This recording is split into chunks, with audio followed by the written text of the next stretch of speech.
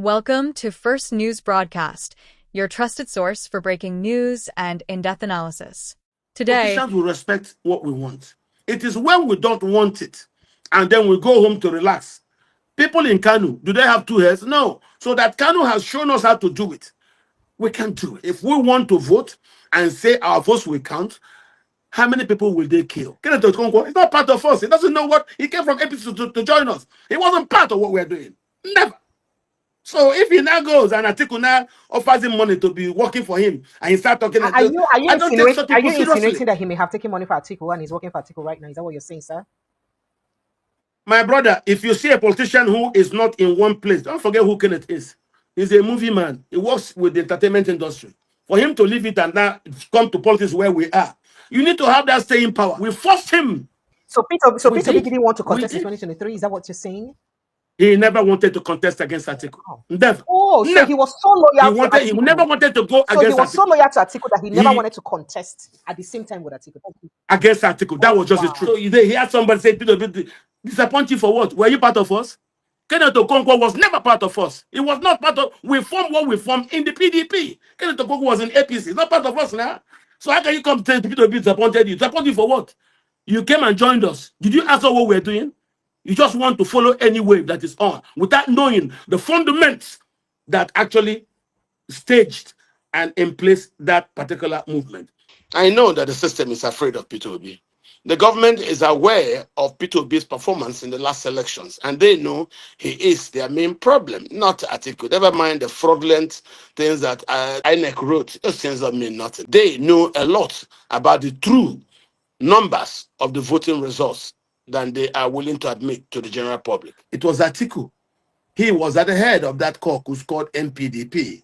The inside that caucus was Chibika Nechi, and that was how all of them, together with Tinubu, Buhari, and all, floated that coalition called the APC. Atiku didn't have the patience to wait on what his creation will bring. When he saw that Tinubu Buhari was preparing to run for a second term, he now left that coalition called APC and ran back to PDP. If Atiku had respected inclusion, I don't think he would have been running for election in a way that will have damaged the opposition. If Buhari, who identifies as a Fulani, is allowed to be succeeded by Atiku, who also identifies as a Fulani, so why should we have Fulani politicians rule this country for 16 years? Atiku was responsible for the actions in a lot of mosques across the north, where they were preaching in mosque that nobody should vote for anybody from Eastern Nigeria. This was what forced Wike into panically trying to now get into heritage denial because he was seeking for acceptance. And when now, despite his denying being Igbo, they didn't accept him, he now, out of anger, said he would destroy that house, which, whether he like it or not, it is money from the South that has kept the PDP going. Dele Momodu, was he a member of our party? He's not now. Dele Momodu is not a PDP. He just joined. These are just hired people. They were people who were never part of us. Dele Momodu, Kenneth Okonkwo, all these people were just there to work for Atiku. So they would just parrot these things. If Atiku is real, what they will do is say, fine, zone it to the south. And all of them in the north, the same amount of energy, because they will all participate in the primary. They will then participate and make sure it is zoned to the southeast. Nobody did that. It was because Atiku refused. Him and other people refused. The issue of Abiola's June 12th. It's the same thing. When they finish ruling in the north and they want it to now come to the south, some of them will come together and say, no, that was how the June 12th was annulled by a band of northerners. If Atiku said that is what happened, what about today? Now, this is June. Make statement, you support the south is easy. The reasons the northerners left with Atiku to form NPDP and then work to bring Buhari to power was because of zoning. So that was why we considered everything to the northerners. 2019, now. If you realize that the mistake of the party in 2023 was not respecting the zoning, say it now. If Atiku says this tomorrow, in realization of my mistake of 2023, I hereby support that the zoning goes to southeast. Check what will happen. The party will be peaceful. That's why you're hearing northerners begging him. The last northerner that talked to him was Dr. Hakim Baba Ahmed. Everybody's been begging him. Leave this thing for the south. He refuses. What you're seeing now is the true Atiku. Atiku paid 100 million to our party to take nominations. When he took that nomination, the 100 million was your party, sir, what party are you talking about? The PDP?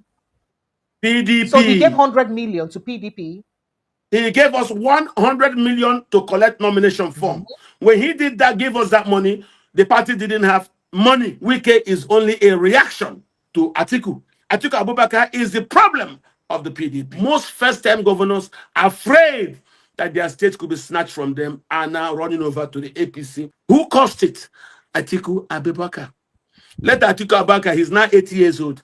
Let him leave. What he's playing at is trying to maximize advantage from the fraudulent creation of states by the army. But we have data to know all this crisis is about the attempt by certain people to exclude the East. Tinubu is not impossible. Tinubu is human.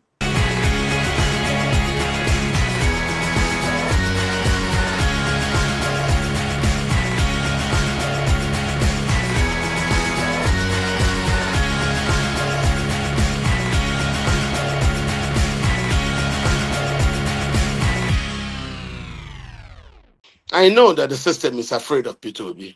We know because they know the truth about well, of course, I know so. The government is aware of P2B's performance in the last elections, and they know he is their main problem, not Atiku. Never mind the fraudulent things that INEC wrote. Those things don't mean nothing. We know P2B was the man of the last election. So if acrobatically they refuse to allow the result to stand, and somehow they now brought Tinubu and imposed Tinubu, good. Tinubu would not forget that the position he holds is like Abacha. Abacha never let Abiola rest because they knew, even though they didn't allow Humphrey Nwosu to announce the election results, Abiola was a person that they had to be afraid of. So if the government today is afraid of P2B, they know a lot about the true numbers of the voting results than they are willing to admit to the general public. Of all the political parties that are seeking for registration, only ADA has 2 registrations. What could be going on? What drama do you think is playing out with it? Anything can happen. Anything can happen. What we are seeing is we are having a post-mortem of the monster created by people like Erufai, Buhari, and all who worked with them. You know, where I read Erufai the other day that his job is he wants to undo the devil he did. It's good that it's good that he's now confessing about the evil that he did. But I want you to understand that that evil he is confessing he did hurt a lot of Nigerians and also undermined our democracy. So and there were a lot of the people there, as the people you actually see who now come together for meeting as members of coalition, and the people that actually instrumented this evil upon the country. You see, they didn't understand it. These are the people who did bring about this. Amechi did not bring in Tinubu. At least yes, Atiku did. Atiku did. Yes, Amechi did.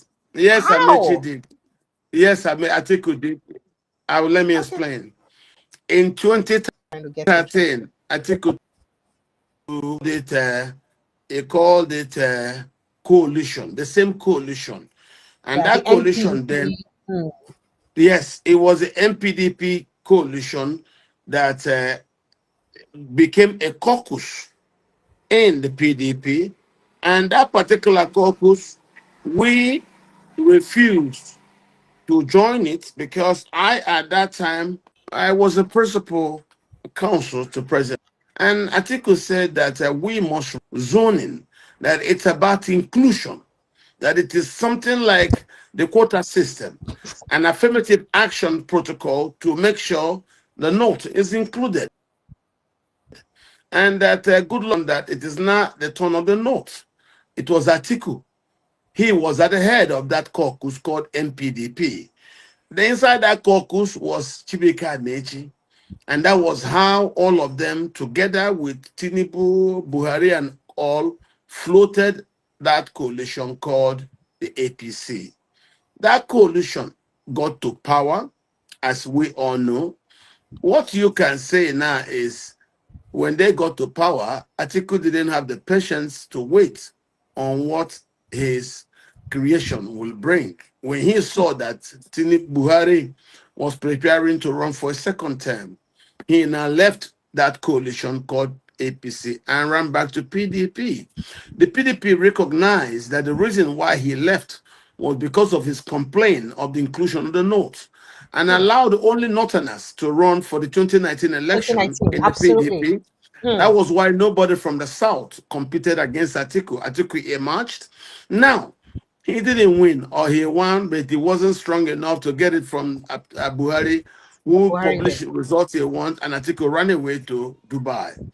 Now, at the end of the 8 years of Buhari, Nigerians expect Atiku to understand that the soup he helped to cook has matured for 8 years. It is now the turn of the South to cook their own soup, which is using zoning to allow the thing to go. And when Atiku refused, it was Atiku's refusal to allow the South inclusion after 8 years of the North that forced us in the PDP out of anger to start what you can today call the youth movement, which transmuted into the obedient movement when we got P2OB to agree to head that movement.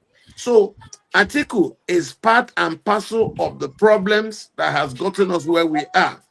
If Atiku had respected inclusion, I don't think he would have been running for election in a way that would have damaged the opposition.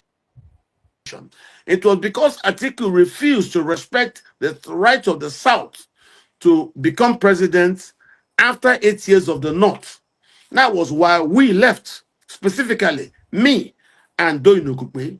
We left the party and we started the youth movement. Because Doyin asked me, what do we do? I said, listen, the North have done 8 years. We're not getting younger. Let us do this for the South, because what we do, we're in the public space. I and him get front row seats in front of television. I recognize the clout that I had. So I started that crusading for the Southerner, but I had no candidate. So after we now built some quality of understanding among some people came to join us.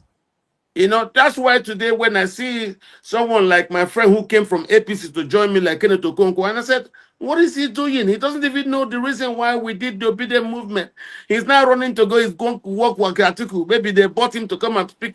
I said, no, Kenneth, the reason why we did the movement is to force inclusion.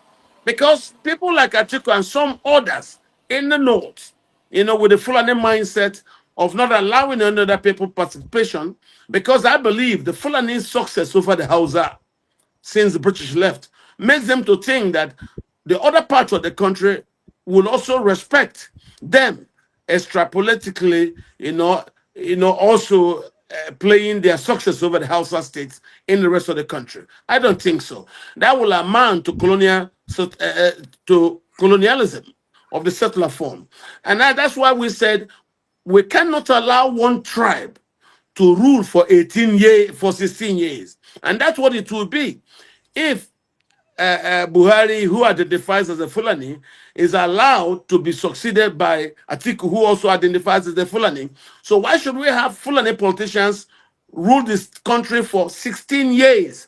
That was why we said no, and that was why we started the youth movement. Secondly, the Fulani war across the Sahel had just come to Nigeria, and because it was betting in Nigeria, I believe, since Buhari could not control the Fulani militiamen who were coming from Mali, Burkina Faso, Central African Republic, and other places to fight in Nigeria, that no Fulani politician can be trusted to hold down the Fulani militiamen. As you can now see in the Northwest, the governors and politicians are even allowing the Fulani militias and terrorists to sit on top of the table because they think they can now use the militiamen to hold land.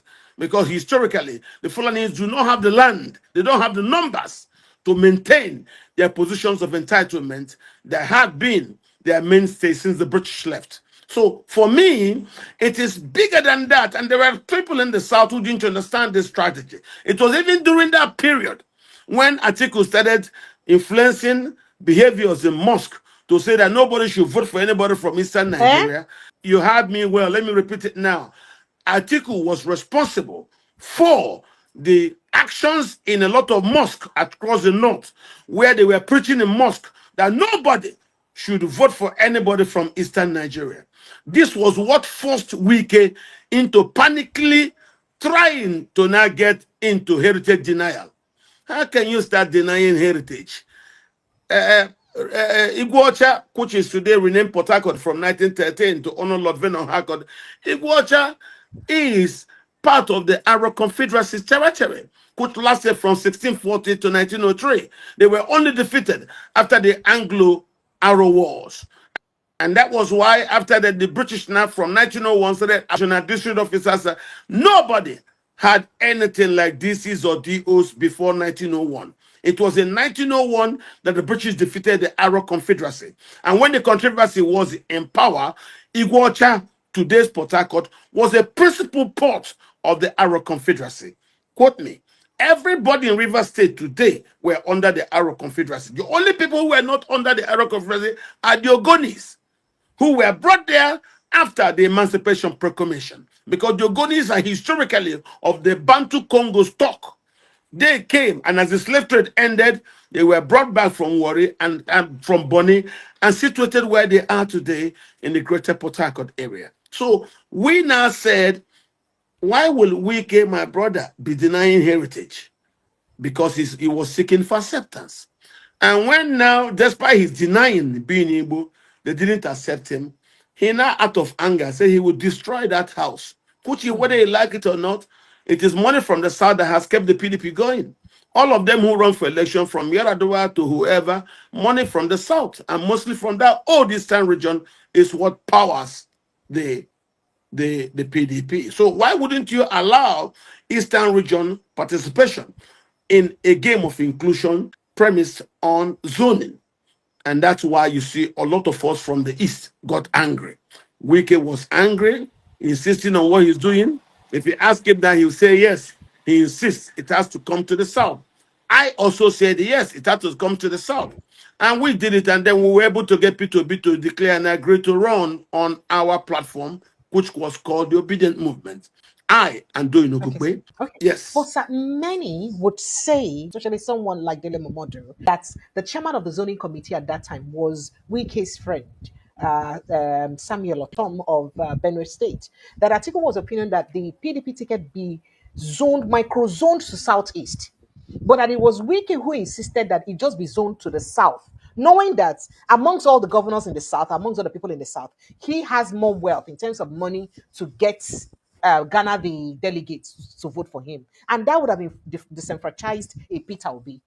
Peter Obi would not stand a chance to win a Wike in primaries. So that Atiku wouldn't have contested if Wike had agreed that the ticket be micro-zoned to Southeast. But Wike just wanted it to be zoned to the South, so that he can participate. Because if it was microzone to the Southeast, Wike cannot participate. Are you countering this particular allegation right now? Those things you hear are just rhetorics. They are lies. When we had it first, we privately sent somebody from mainstream media to Atiku to say publicly. He denied it. He checked away. Those are social media planted lies. It's not true.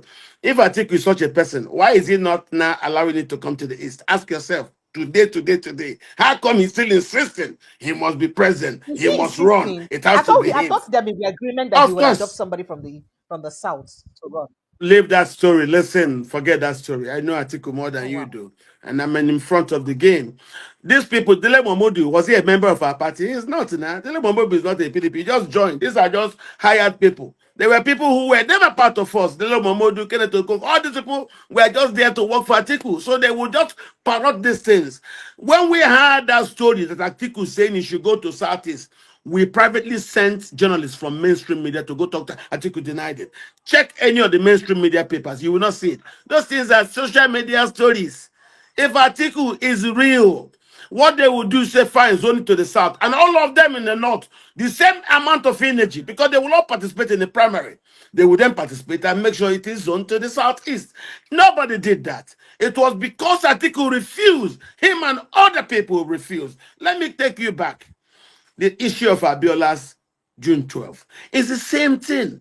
When they finish ruling in the North and they wanted to now come to the South, some of them will come together and say, no, that was how the June 12th was annulled by a band of Northerners. The same thing. It has gotten to the issue of the party. Now you can see it. If Atiku say that is what happened, what about today? Now, this is June. Make statement you support the Southeast. Easy.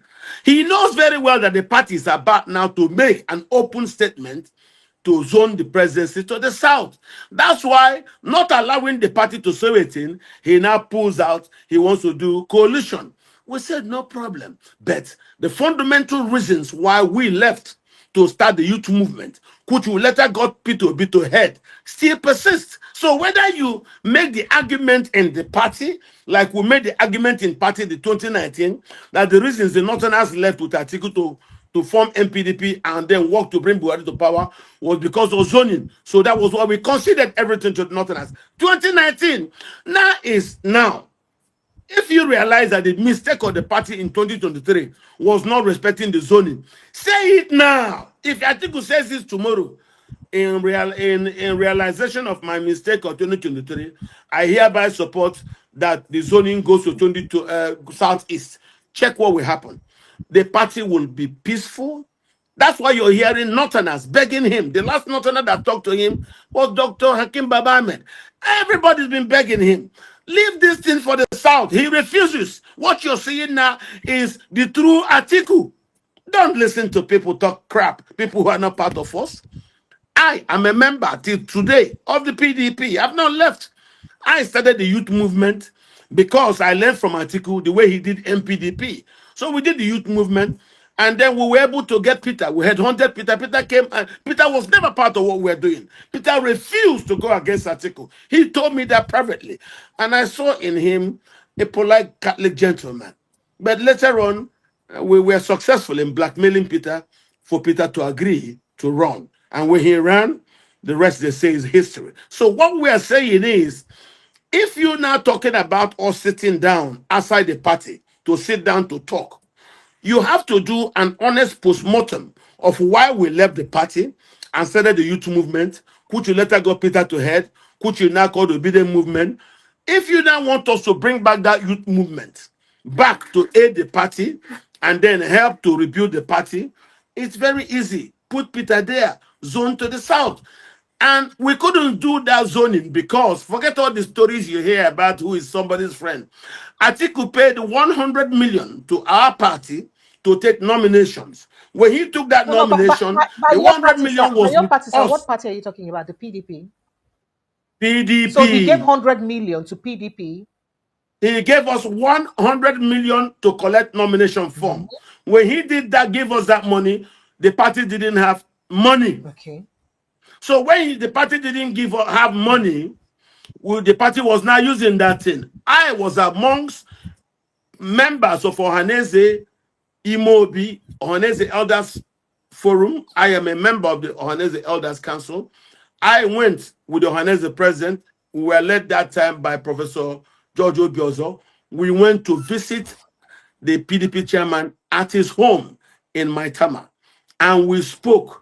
Privately, the chairman took me aside, said, Kachi, I said, sir, he said, listen, this man has given us money, and we're using that money now to run the party. If any of you want us to change zoning, you will have to find a way to give us this money that the man gave us. And we're using the money. That is just the truth. The man was honest. The man later on, because they were spending the money, all those things couldn't happen. The problem with Wike is Wike doesn't have good press. So he couldn't get his own story out. That's why they told those stories and they put it on him as if he is the issue. He's not the issue. Wike is only a reaction to Atiku. Atiku Abubakar is the problem of the PDP, not Wike. Wike is simply a reaction. What about me and Doyin Okukwe, who finally put Peter B out? Are we also not part of it? We are reacting to Atiku. That's just the truth. If Atiku had done what an elder statesman will do, realizing that he was part of those who built a coalition that brought Buhari to power, and realizing that Buhari's 8 years was on behalf of North, he would have allowed the zoning to take place, supported it to the South, zoned to the South, the same way he was able to amass them, work with Peter, get it to the Southeast. And that's all. There is no way Wike will have defeated. After all, he defeated Wike at the primary. So he could have used such clout to defeat Wike, added to Peter and other people from the southeast and other people around him. This is the party's position. But when the party's leadership was weak, we suffered it. And because we suffered it, our party, the opposition, became broken. Because it was broken, you can see right now, the democracy doesn't even have a very low position because the opposition currently is divided. And that's the problem. So a divided opposition in a democracy not only imperils the democracy, it undermines active governance in the country. You can see it now. Governors are running the other side because they are afraid. The APC have not been very sincere in terms of respecting the protocols of free and fair election. And that's why most first-time governors are afraid that their states could be snatched from them are now running over to the APC so that they can feel comfortable for their re-election. That's what's going on.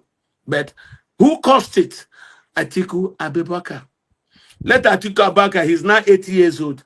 Let him leave. What he's playing at is trying to maximize advantage from the fraudulent creation of states by the army. But we have data to know that we know how to defeat everything that he has done. What we did with P2B is called ethnic penetration. We don't stay in Abuja and give the say-sos to one man who could be anybody to look after Benue, look after Taraba, look at Plateau, look at Niger. No, we were going to the people, person by person, one by one, tribe by tribe, ethnicity by ethnicity. We made the Jaba on their own. We made the Jamba on their own. We made the Birom on their own. We talked to TV people on their own. P2B went to see TV people who were displaced, who were living in IDP camps. Atiku couldn't go. Tinubu couldn't go because they were afraid of offending the Fulani people who were in power, and Buhari was running because the war that time we saw it. We saw the ethnic cleansing. That was the result that they have embraced as a way to gain land. So we knew that in the Middle Belt, Hausas are being killed, TV people are being killed in the Benue Valley. The people of Kaka and the Pansa were being killed in the Mambila Plains. And we saw that the Biroms were being displaced in Plateau. We met these people one-on-one. We did what we called ethnic penetration. We know those ethnic doesn't have to do with North and South. No, it does with Nigerians one-on-one. And that's what we did. And we do it again. So we don't believe all this crap they are talking about. If Atiku is sincere, let him do what everybody's telling him. Announce that we want to do, can only do it together as a united opposition, not as one gang leading. No, let us have an inclusive country. Atiku is not fair. He became a Nigerian in 1961. And after that, because Atiku was originally born in German Cameroon. So after the Second World War, Germany lost Cameroon to the Allies, who now shared it among the French and the English. So the English now merged in 1961 through the plebiscite, their own part of Cameroon and the north with northern Nigeria. And that's how Atiku became a Nigerian. And I think he has had enough. So let him understand we are doing nation building where inclusion of all parts of Nigeria is utmostly important. And that's what we're saying. All this crisis is about the attempt by certain people to exclude the East. That was the reasons why we came out of fear. Going back to that accusation, yes. Peter Obi is actively part of this coalition led by Atiku Abubakar. Every meeting that they have held, Peter Obi has attended, and we saw videos and evidences of him attending such meetings. How is it that Peter Obi may not be aware of these plans that you're talking about, and he's still attending such meetings? Peter Obi knows. Peter Obi is aware. But the idea he's doing is, let it not be that he's the one who won't attend and he is not going to go there to damage the coalition. He said, let him attend. Because even before he did the first meeting, some of them foolishly exposed what was in their mind. It's okay, Peter's coming. I think you present, Peter VP. And that was what made me to put out some circulars to say, no, that we, members of the Biden movement, will not support Peter Obi if he ever goes there to become second fiddle. And that stands till this minute. So we say the only way we want a Nigeria of Peter Obi's dream The only way it can be implemented is if P2B is at the head of that thing. Secondly, we needed to also allow inclusion. You can't put one Fulani man after 8 years of one Fulani president. No. Allow inclusion. And right now that you have this Fulani war across Nigeria, it will be dangerous to allow a Fulani politician as president, because he will not, like Buhari, be able to stop the Fulani militias who are currently killing along the Benue Basin, in the Plateau Ranges, the Taraba areas. Of course, you know the story about Kaduna State. And this is what we're saying. Since you people have done 8 years, allow this thing that's already in the South for 2 years now to continue being in the South. So there's nothing wrong with P2B attending the coalition meetings.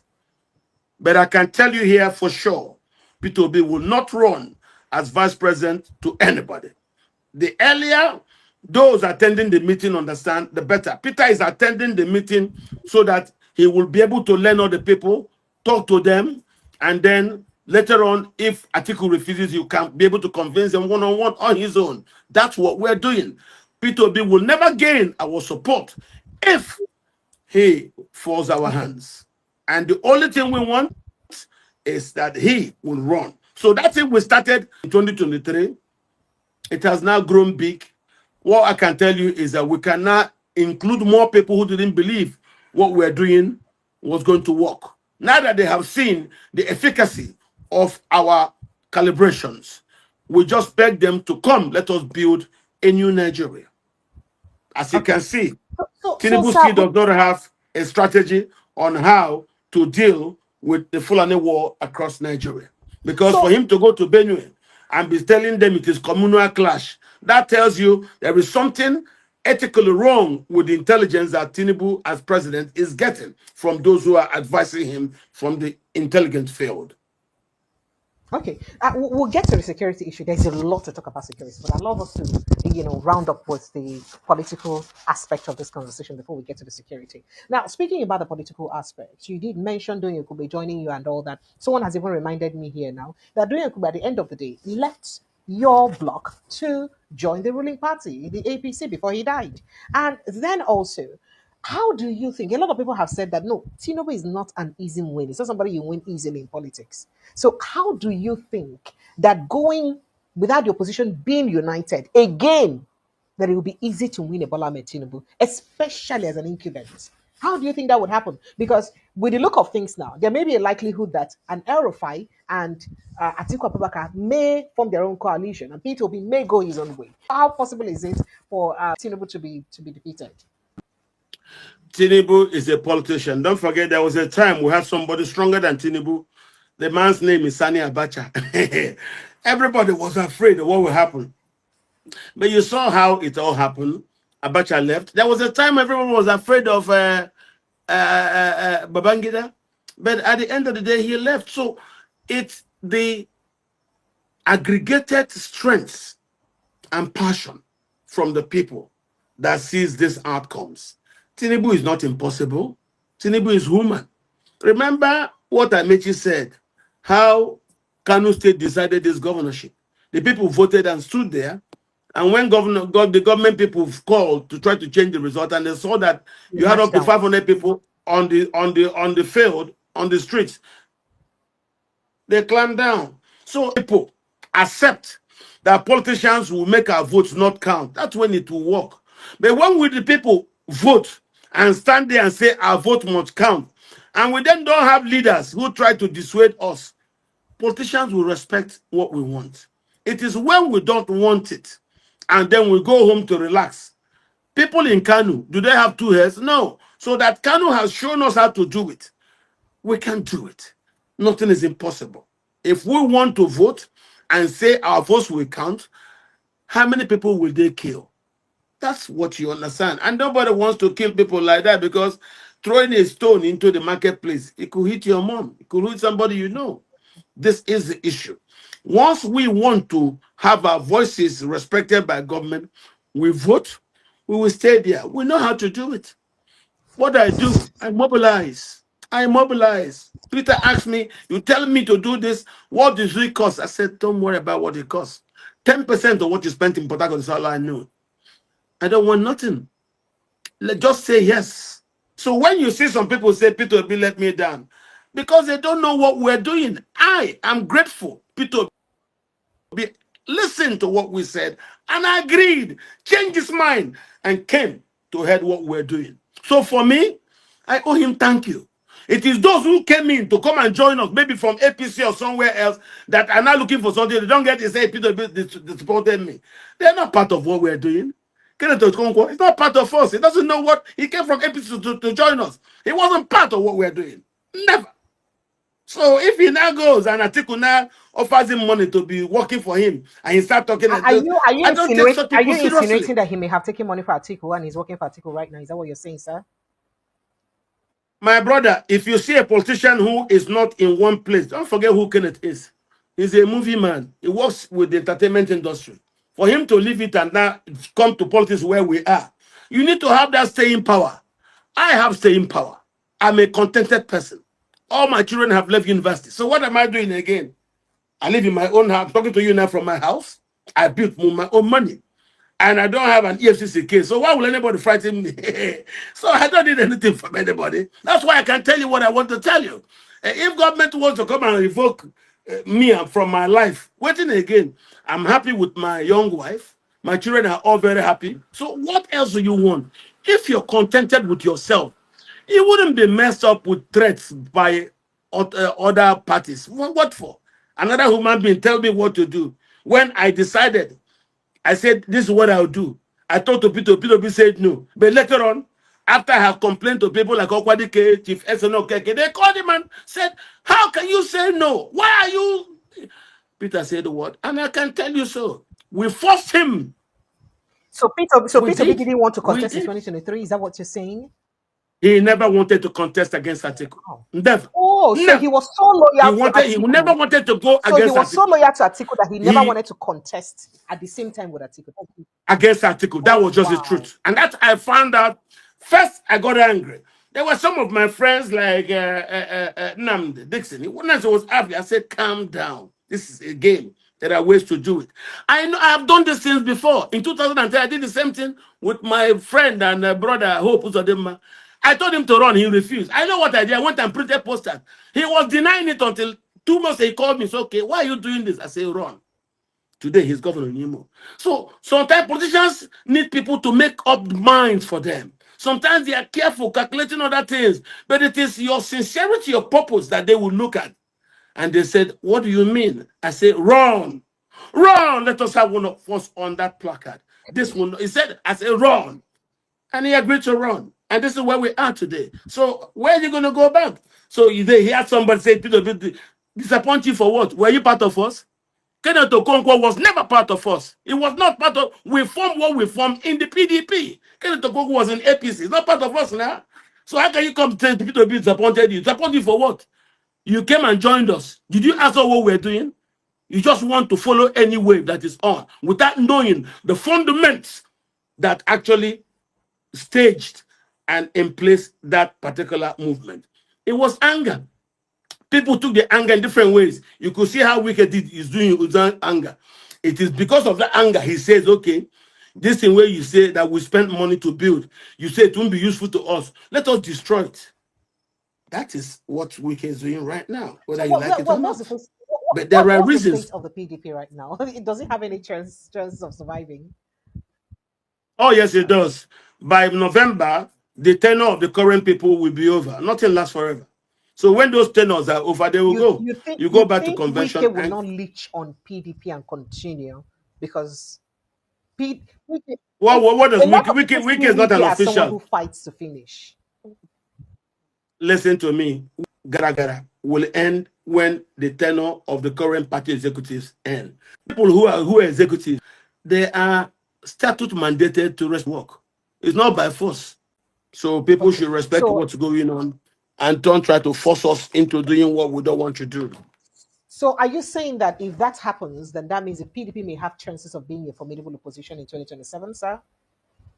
If that happens and the PDP starts behaving, it took the governors this long, 2 years, before they woke up to try to do something. Good. You can see some gentlemen, my friends and brothers who still follow Wiki, like Okezi Ekpazo, like Gburugburu. There are no more governors, so they can't say what happens. So yes, the only person who is governor there in their old gang is Sheyi Makinde. And right now, I don't think Sheyi is on the same page with Wiki. This is how these things work. Nothing lasts forever. Nothing lasts forever in life. Nothing lasts forever. So when the tenure of this current executive ends and they go away and new people come, then we can start afresh to look at. And for all I know, the governors have assured me that they will make sure that the presidency is zoned to the south. So that's what we're looking at. So let us wait and look at it. So even if the ADA is not registered, we can work with PDP, but let us wait. Let us Okay, wait. now you did mention the ADA, the Fulani thingy, and all that. You do recall that Hakim Baba Ahmed had mentioned a few stuffs which appeared like a threat. Like one of the things he said is that nobody will rig the 2027 election and go scot-free, something like that. And then he also did mention that he is of the opinion that most of these old school politicians should leave the stage for younger ones. He mentioned Atiku Abubakar one. He mentioned Chibuike Amechi. He mentioned Peter Obi too. So if Atiku is not running, Peter Obi is not running, Amechi is not running, perhaps El Rufai will not run too. So who are the new, vibrant and young politicians that would likely lead the opposition in 2027? Ishawari, for instance, could it be? Shawari is not a politician. Sir. What So is it? Shawari is not a politician. Shawari is just running as a spoiler. I don't think he's running to win. Because if you check, he works alone. Doesn't even work with anybody. Do you see him do anything with anybody? No, He's he's just on working his with the own. youth. He's working with the youth because he doesn't What want to be youth? involved with Which the youth? corrupt Youth of people. where? The people in system now are corrupt. He said he doesn't want to If be they are involved with working with corrupt. the youth, how come the youth are with Peter? Ask yourself. If Mm. Shawari is with the youth, how come the youth are with Peter Obi? So forget those things. We know who is who. I was in this politics before they came to join us. So please, we have serious fundamental national issues. We've gotten to a place. There are people who come here, they don't know what the problem is. We're trying to build an inclusive Nigeria where everybody, despite what the soldiers try to do, will now have his own aspirations. What I'm saying is Hakim Baba Ahmed has made his opinion, and we've heard that. It is left for the people he's talking to listen. My own opinion is that nobody should be excluded. Everybody should respect the need for inclusion.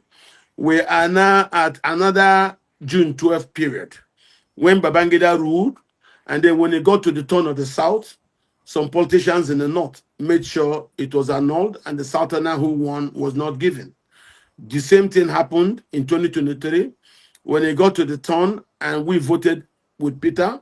Buhari refused, annulled the election, and acrobatically announced Tinubu midnight. We didn't worry. We moved on with You it. think you So think Barry was responsible for that, sir? Buhari is the man at the head of the party. The buck stops on his table. He is the executive president of Nigeria. It was under Buhari that the voter suppression happened. It was under Buhari that all the violence happened. So you're not going to call someone else. No, there were no two people in power. Only Buhari was in power. And during his time, he had this ethnic cabal controlling the police, the DSS, the army, the INEC, and the presidency. And that was how they combinedly brought their efforts to annul the people's vote. And when we say why the annulment, they say glitch. You can see the same glitch reoccurring again in the examinations of our children. It is due to our complaint that they now redid it. So whatever it is, Nigeria right now is captured, and that under that state capture, you're seeing what is going on, which a lot of us are not happy about. So what can we do? I have said it. If the Northerners are now willing to zone the president to the south, since Buhari have done 8 years for the north, Tinubu can rule forever. That's what I said. That because why? Tinubu is a southerner. You can't tell me what has Tinubu done. I can tell you, yes, even though I'm not happy, he has 4 ministers from Ogun State and 5 ministers for the Southeast. Tinubu have stopped the unknown government sting operation in the East.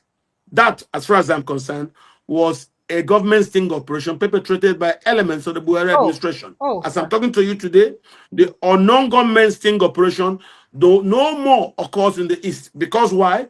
The current administration has stopped all federal fundings for that sting operation. So if you ask me what has Tinubu done for the East, I will tell you unknown government sting operation has ended. And for me, that is a plus. For me, that is a take home. So it's not totally no dear for us. No, there are also some take homes I can tell you I have gotten since Tinubu became president, even though I condemn his continued embrace of nepotism as policy of his state. That's why I say that it is wrong for Ogun State to have 4 ministers and the Southeast have 5. It is wrong, very, very wrong, and I condemn nepotism in all forms, as I condemned it during the Okay. Buhari All presidency. right, sir. There's quite a lot for us to talk about this, and 2027 is still a long time to come. I do not know how much time both the coalition, Peter Obi, and the rest people would have before the election. It's a lot of people are worried, especially the obedience or people who support Peter Obi, because INEC just listed names of some political parties that are seeking for registration yesterday, and the obedience, incidentally, were part of the organizations seeking to register a political party. Are you aware of that, sir? Yes, I am aware of the news around ADA and what it is that they are doing in regards to registration, multiplicity of I've heard everything INEC said. I also spoke to some people at INEC this afternoon to get their final issues and where we are, because you cannot be a principal player without getting first-hand information from some of these people. So sometimes it don't just depend on what you read on the social media, because that's the only way you get the truth. You know, you will subtract, minus, and then add, then you'll be able to arrive. So whenever the news breaks, I normally cool down to listen more before I can get the real thing that I can Okay. go to bed. All Thank right, you sir. for tuning in to First News Broadcast as we witnessed history in the making with the